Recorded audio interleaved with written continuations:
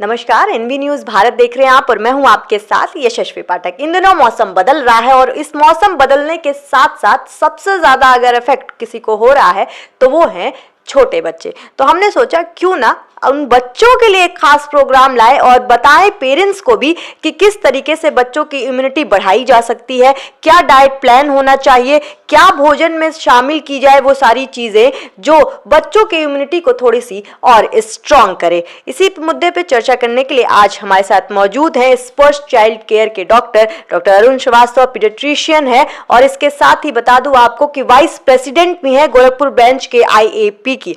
उनसे बात करेंगे और जानेंगे कि आखिर बच्चों को किस तरीके की सहूलियत की, सुविधाओं की और खास तौर पर डाइट प्लान की जरूरत है। सर, बहुत स्वागत है आपका।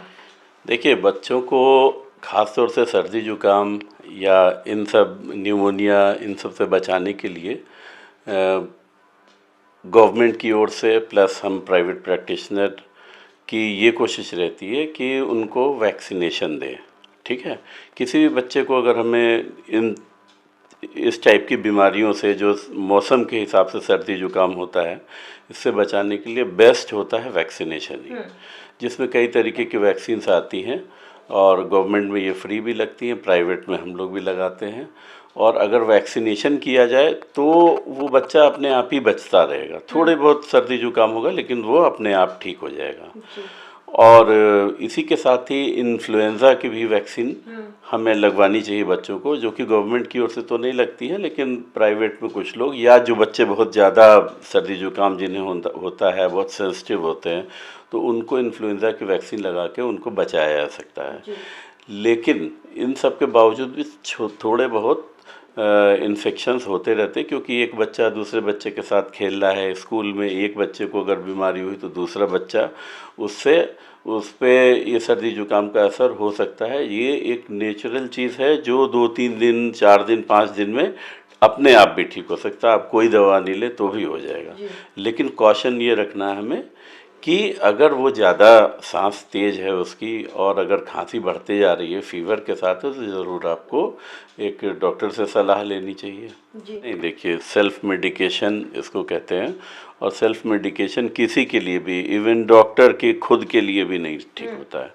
भाई, आप जहाँ पे जाते हैं दवा की दुकान वाले के पास सारी दवाइयाँ होती हैं, लेकिन वो केवल दवा बेचने के लिए होता है। जब एक डॉक्टर प्रेस्क्राइब कार्ड दे उसके बाद देने के लिए। अगर आप सीधे जाएंगे दवा की दुकान वाले से दवा मांगेंगे तो भाई वो आपको कोई न कोई दवा तो देगा ही।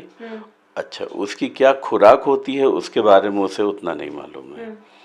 तो ज़रूर से अगर आप ऐसे दवाएं देंगे जिसमें कुछ कभी कभी स्टेरॉइड की गोली दे देते हैं, जिसका आप लोगों ने सुना होगा कि कोरोना के समय में स्टेरॉइड, डेक्सोना, इन सब का बहुत रोल है। लेकिन वो बिना जाने वो गोली भी उसी पुड़िया में करके या उसकी ड्रॉप आती है वो दे देते हैं, जो कि हम लोग कभी भी नहीं लिखते हैं। मतलब इवन बच्चा बहुत ज़्यादा बीमार है तब भी हम लोग डेक्सोना या स्टेरॉइड ये सब नहीं यूज़ करते। तो इस तरह की दवाओं का पुड़िया बना के बड़ों को या बच्चों को दी जाती है, जिसका आगे चल के बहुत ख़राब इफ़ेक्ट भी होता है और हड्डियों पे भी इफ़ेक्ट पड़ता है। उसकी बीमारी अंदर अंदर बढ़ सकती है। ऊपर से खांसी आपको रुकी हुई दिखाई देगी। अगर आप बच्चे को दस्त हो रहा है तो दस्त रोकने की कुछ दवाएं ऐसी आती है, लोमोटिल, लोमोफेन, जो कि बच्चों को दे दिया डायरिया रोकने के लिए, तो उससे उस पर बहुत ज़्यादा कुप्रभाव होगा। इवन बड़ों में, ओल्ड एज में भी अगर वो दे देते हैं आप डायरिया रोकने के लिए, तो उसका वो परमानेंटली उसके पेट को रोक देती है, जिसके बाद उसको सर्जरी करना पड़ता है। तो ये सब कहने का मतलब ये है कि सेल्फ मेडिकेशन ना करें। दवाएं आप सरकारी जगह पे भी जाके ले सकते हैं, प्राइवेट प्रैक्टिशनर, प्राइवेट डॉक्टर्स हैं उनसे जाके ले सकते हैं, और बिना सलाह के कोई भी दवा नहीं लेना चाहिए। अगर बात करते हैं बेसिक घरों में बात करते हैं, डाइट प्लान क्या होना चाहिए, पेरेंट्स को जरा समझाइए कि एक बच्चे के न्यूट्रिशन के लिए क्या क्या उसके प्लेट में होना चाहिए।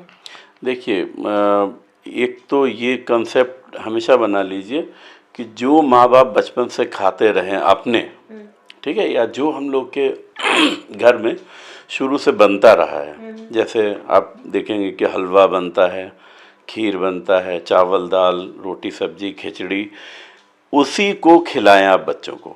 कभी भी ऐड देख के या किसी से, आजकल यूट्यूबर्स बहुत हैं, तरह तरह के प्रोटीन डाइट दीजिए आप, नाम तो नहीं लेना चाहिए, लेकिन जैसे सेरेलैक जैसे है और सब चीज़ें हैं, ये सबसे ना प्रभावित हो। ये सब कुछ भी नहीं करना है इसको। They are just like Kurkure, कि आप कुरकुरे अपने बच्चे को देते हैं और उससे कुछ देर उसका पेट भर जाएगा, लेकिन न्यूट्रिशन कुछ नहीं देगा। उसी तरीके से इस आर्टिफिशियल फूड पे कभी भी ना जाए। पाउडर्ड मिल्क ये सब बेकार हैं। अगर बच्चा छोटा है, केवल माँ का दूध पी रहा है, तो बेटर है कि माँ के दूध ही पिए 6 महीने तक। 6 महीने के बाद वीनिंग कहा जाता है, जिसमें हम सॉलिड चीज़ों को ऐड करते हैं। सॉलिड चीज़ जैसे हुआ, पतली खीर बना दीजिए, आप पतली दाल दीजिए बच्चे को, चावल की खीर बना के दीजिए, दलिया दीजिए, कुछ फल हैं, दूध केला फेंट के आप दे सकते हैं, और जो भी घर में अवेलेबल है सस्ता, ये नहीं कि बहुत महंगी चीज़ नहीं दीजिए, जो भी सस्ता फल हो, जो भी सस्ता खाना हो, केवल वही देना है। जो बड़े खाते हैं वो खाना, 1 साल का बच्चा वो सारा खाना खा सकता है जो बड़े खाते हैं, और देना भी चाहिए। वही न्यूट्रिशन है। और कोई भी न्यूट्रिशन, कोई भी ये खाना ऐसा नहीं है कि जो आपकी इम्यूनिटी बढ़ा दे, क्योंकि इम्यूनिटी बच्चे की शुरू में कमज़ोर होती है, जिसकी वजह से हम उसको वैक्सीन दे के हम लोग उसको तगड़ा कर सकते हैं, जो इम्यूनिटी कह रही हैं आप। और असली में इम्यूनिटी बच्चे की उम्र के साथ बढ़ती है। तो कोई भी चीज़ ऐसी नहीं दे सकती आपकी इम्यूनिटी जो 7 साल पे आनी चाहिए वो 1 साल पे आ जाए, क्योंकि वो अंदर से डेवलप होती है। उसकी ग्लैंड्स होती हैं जो उम्र के साथ बढ़ेंगी। शुरू में इम्यूनिटी कम होती है, इसी वजह से हमें उन बच्चों को वैक्सीनेशन देना पड़ता है। कि आप, पता चला जितने भी बच्चों की मृत्यु होती है वो खास तौर से 1 साल से कम और 5 साल से कम बच्चों में होती है। हाँ, ये इन्फेंट मॉर्टेलिटी बोलते हैं उसको, या चाइल्ड मॉर्टेलिटी बिलो 5 इयर्स। ये सबसे ज़्यादा एज ऐसी होती है जिसमें दस्त और निमोनिया, जिनका सबसे ज़्यादा रोल होता है, बच्चे मरते हैं जैसे। यही हमारे इंडिया का, तो समझ लीजिए कि मैक्सिमम डेथ जो होती है वो इन्हीं से होती है। तो इनसे बचने के लिए 2 चीज़ें हैं। डायरिया से बचना है, रोटा वायरस का वैक्सीन लगना चाहिए 6 महीने के अंदर, 3 खुराक होती है वो देना चाहिए। और न्यूमोनिया से बचने के लिए न्यूमोकोकल वैक्सीन होती है, और डीपीटी भी है, बीसीजी है, ये भी इनडायरेक्टली कहीं न कहीं से बच्चों को न्यूमोनिया से बचाता है। तो लाइफ थ्रेटनिंग कंडीशन आपको उसी से बचेंगे। कोई भी खाना इम्यूनिटी नहीं बढ़ाता है। ये मिसकंसेप्शन है जो कि कोरोना में चालू हुआ था कि ये खाइए तो इम्यूनिटी बढ़ेगी, ये खाइए। सारे खाने का रोल होता है। विटामिन ए जैसे है, विटामिन ए जो बच्चों को दिया जाता है वो 6 महीने के बाद, हर 6 महीने पे बच्चों को, जब तक कि वो 5 साल के नहीं हो जाते हैं, इसकी खुराक दी जाती है। ये इम्यूनिटी बढ़ाती है। कैसे? ये इम्यूनिटी ऐसे बढ़ाती है कि आपके जब रेस्पिरेटरी ट्रैक्ट हैं, जो सांस के अंदर की जो झिल्लियाँ हैं, ये उस पर एक्शन है इसका, जिससे कि आप कोई भी बीमारी होती है तो वो आपको प्रोटेक्शन देता है। ये इम्यूनिटी बढ़ा सकता है। विटामिन डी इम्यूनिटी बढ़ा सकता है। हाँ, इसी तरीके से बच्चे की एक प्रॉपर डाइट जो कि मिस ना हो। जैसे 6 महीने के बाद के बच्चे के लिए दूध केवल एक कंप्लीट डाइट नहीं है। अगर कोई माँ सोचे कि हम उसको केवल दूध पिला के रखेंगे, डॉक्टर साहब हम 6 महीने क्या, हम तो 2 साल तक दूध पिलाते रहे, वो एक अच्छी बात नहीं। 6 महीने के बाद दूध इज़ नॉट कंप्लीट फूड। उसको सीरियल्स यानी कि चावल, दाल, ये सब जो अन्न जो देना बहुत ज़रूरी है। अन्न अगर आप देते हैं तो आपके बच्चे की इम्यूनिटी अपने आप अप रहेगी। इस वक्त ये दौर चल रहा है कि सोशल मीडिया, और जैसा आपने कहा कि अगर आप सेरेलैक देते हैं, कॉर्नफ्लेक्स देते हैं, तो ये बहुत अच्छी चीज़ें नहीं है। लेकिन इस वक्त देखते हैं हम कि हर पेरेंट्स का बच्चा जब तक मोबाइल हाथ में ना पकड़ाया जाए तब तक खाना नहीं खा रहा है। और बच्चे भी किस तरीके से आप देख रहे हैं कि मोबाइल मांगते हैं, और माँ भी मोबाइल दे के और फिर स्पून फीडिंग की जाती है। इस तौर तरीके को किस तरीके से आप ब्रोक करेंगे? नहीं, ये समस्या है, मोबाइल वाली समस्या है, क्योंकि ये ना बच्चे के लिए एकदम नहीं ठीक है, इवन बड़ों के लिए भी नहीं ठीक है।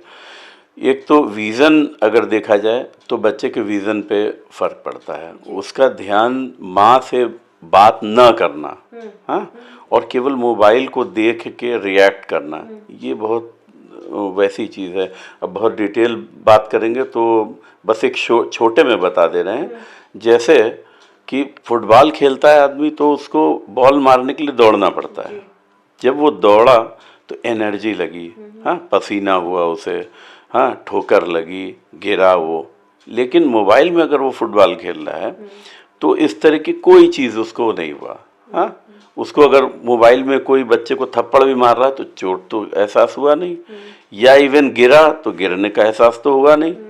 तो ये चीज़ें क्या है, लर्निंग को मतलब हटा रही हैं। ठीक है, जैसे माँ क ख ग घ सिखा रही है तो वो अपने लिप्स के मूवमेंट, बच्चा क्या होता है ना, बोलना कैसे सीखता है।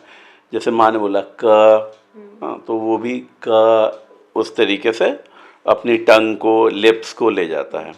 लेकिन होता क्या है कि जब आप मोबाइल दे देते हैं तो माँ बाप का रिएक्शन बच्चे से ख़त्म हो जाता है। इसी वजह से आप इस समय कई पेरेंट्स आते हैं, परेशान रहते हैं, डॉक्टर साहब मेरा बच्चा बोल नहीं रहा है। नहीं, बोल नहीं रहा है, खाना वाना तो है ही, बोल नहीं रहा है। या मेरा बच्चा 2.5 साल हो गया सर, केवल कुछ बोलता ही नहीं है, बस केवल इधर उधर दौड़ता रहता है, कुछ जो उसके काम की चीज़ है वो है लेकिन ध्यान नहीं देता है। ये सारी चीज़ें ये इसलिए हो रही कि पेरेंट्स जो बच्चे से जो ध्यान देना चाहिए वो दे नहीं रहे हैं। और कंबाइंड फैमिली है नहीं कि बच्चा तरह तरह के लोगों से बात करे। हाँ, तो क्योंकि फादर काम पे निकल गया, माँ घर पे है, उसको अभी टीवी देखना है और सब चीज़ें देखना है, वीडियो दे दिया, मोबाइल पे गेम दे दिया, तो रिएक्शन बिटवीन मदर एंड, क्यों मदर टंग क्यों बोलते हैं, मदर टंग इसलिए बोलते हैं कि मदर जो बोलती है उसी से बच्चा सीखता है ना। तो जब उसका रिएक्शन ही नहीं है बच्चे के लिए तो बच्चे को मालूम नहीं बोलेंगे कैसे। इस वजह से डिलेड स्पीच होती है। और ये एक खाने खिलाने की जो बात कर रही हैं कि मोबाइल दे दिया या उसमें उसका मन बहलाने के लिए दे दिया, ये धीरे धीरे आदत में बदल जाता है और ये बच्चे के विज़न पे फ़र्क पड़ेगा। क्योंकि कोई भी चीज़ अगर आप बहुत पास से देख रहे हैं, दूसरा तरह तरह की लाइट्स आपके आँख में जा रही हैं, आँख के पर्दे को ख़राब भी कर रही हैं, तो इसका नुकसान तो इनडायरेक्टली कई चीज़ों पे है। डाइट तो वो उसका मन बहल जाएगा 6 महीने 1 साल, लेकिन बाद में आँख पे जो असर पड़ेगा वो परमानेंटली पड़ सकता है। डॉक्टर साहब को सुन रहे थे आप, कहते हैं precaution is better than cure. और एक बहुत बड़े मैसेज के साथ आपको छोड़े जा रही हूं कि अगर आप अपने बच्चे को आगे बढ़ता देखना चाहते हैं तो मोबाइल से दूरी बनाइए और एक डाइट प्लान के साथ चलिए। ये मत सोचिए कि जो टीवी में दिखाया जा रहा है वो खाना आपके बच्चे को ज्यादा सुरक्षित करेगा, ज्यादा सिक्योर करेगा। आप अपने घर का खाना खिलाएं, सुरक्षित खाना खिलाएं और बच्चे को स्वस्थ रखें। बने रहिए एनबी भारत के साथ।